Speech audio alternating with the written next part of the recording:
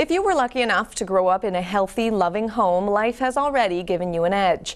Children without positive role models often struggle in school and in life, yet sometimes all they need is someone or someplace who cares. Here's V. Cooper. You have no idea what's going to happen. You're pregnant and you're like, well, where do I go from here? It's just been amazing, one thing after another. They are helping me get my life straight. These young women were headed down a path they don't like to consider.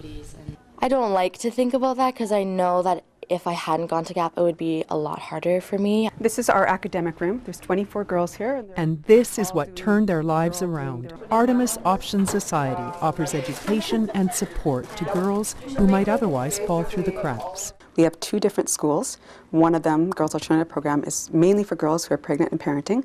Established in 1971, this alternative school helps young girls complete their high school education, but it does so much more. They're really there for you, and they really bend over backwards to make sure you get what you need, whether it's, during school or even outside of school. They really treat you like family. The school teaches the girls life skills like cooking, healthy eating, how to be a loving parent, and counsels them on what a loving relationship actually looks like. If you've only experienced negative things, then you're more likely to perpetuate that. Whereas if you're surrounded by a caring, nurturing, and loving community, then that's how you learn to be. I was in a really bad relationship with his dad. By talking about that, you really realize where you were and how much you didn't see it.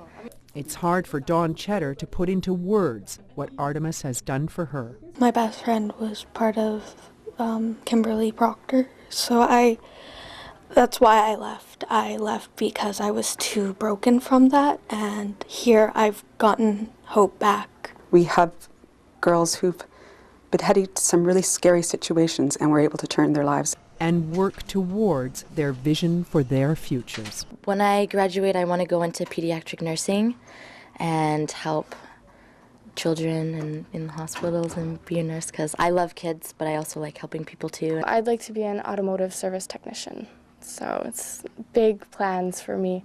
There's actually a program that's able to fund women in the trades, so it's excellent. I'm going to go into nursing, and then I'm going to go into psychology, so I can go work in the ledger houses with children with mental illnesses. These are really amazing young women. They're bright stars, and they just need to be able to shine. Vital People is brought to you by the Victoria Foundation, connecting people who care with causes that matter.